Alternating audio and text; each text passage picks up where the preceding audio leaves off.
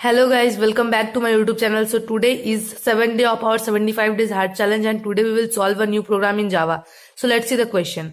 Write a program in Java to calculate and display the side of a cube taking its volume as input. So in the question it's said to find the side of a cube by taking its volume as input.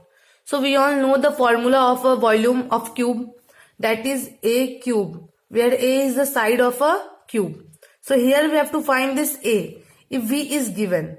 So if we do cube root of this v, we can find here a, right? So let's start the program. First of all, we will make a class, okay? So here I have made a class by the name cube. Now we have to declare the variables. So here we will declare two variables, one in which we will store the side and one in which we will take the volume as input, okay? So here data type will be double A for the side and V for the volume. Now let's make an object of scanner class. Okay, so now let's print a statement that input the volume of the cube, okay?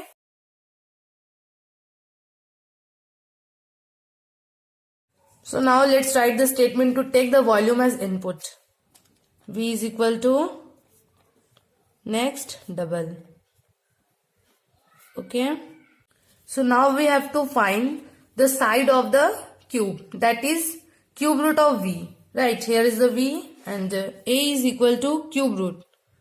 I hope you all remember that in Java there is a method mat.cbrt to find the cube root of a number. So let's use that method. Mat.cbrt.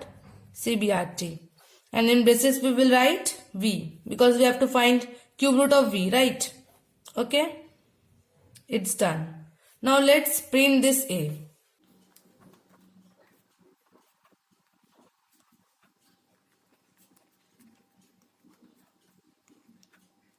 So it's done and our program is also finished.